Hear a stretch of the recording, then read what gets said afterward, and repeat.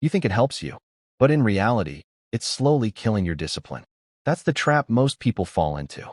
They think certain habits are harmless, maybe even productive.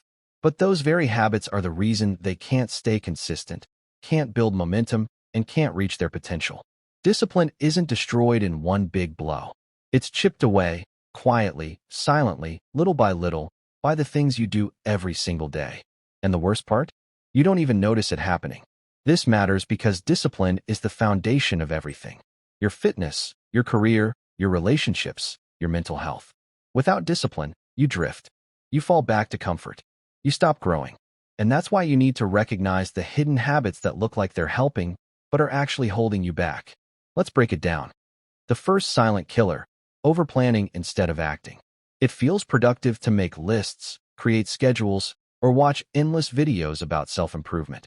You convince yourself you're making progress. But here's the truth. Planning is safe.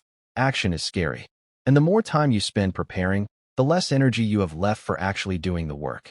Think about the person who spends 2 hours designing the perfect workout plan but never sets foot in the gym. Or the student who color codes their notes for hours but never studies. That's not discipline. That's avoidance disguised as productivity. The second killer: rewarding yourself too early. You've probably told yourself, "I'll work for 30 minutes, then I'll check my phone." Or, "I deserve a treat because I did something small." Sounds harmless, right? But here's what happens. You train your brain to expect pleasure for the bare minimum. Over time, discipline fades because your focus shifts from the process to the reward. Imagine planting a seed and immediately digging it up to see if it grew. That's how most people treat their goals. Discipline dies when you celebrate too early. The third killer: comfort disguised as self-care.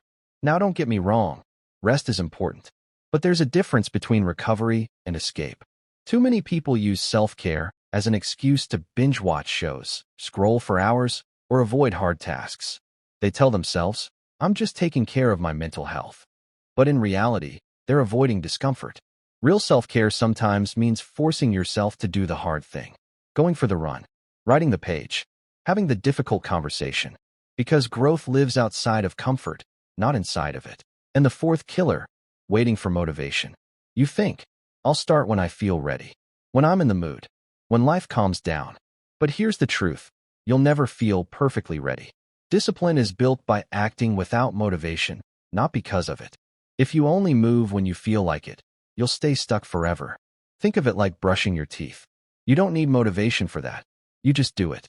Discipline thrives when you stop asking yourself how you feel and start focusing on what you need to do. So here's the takeaway.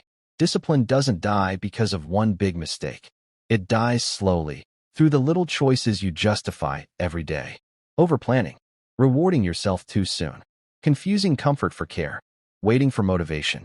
Each one feels small, even harmless. But stacked together, they destroy your ability to stay consistent. Steep hill with hopeful effort. If you want to build real discipline, stop asking, "What feels good right now?" and start asking, "What moves me forward?" The answer won't always be comfortable, but it will always be worth it. Now I want you to think, which of these hidden habits is stealing your discipline right now?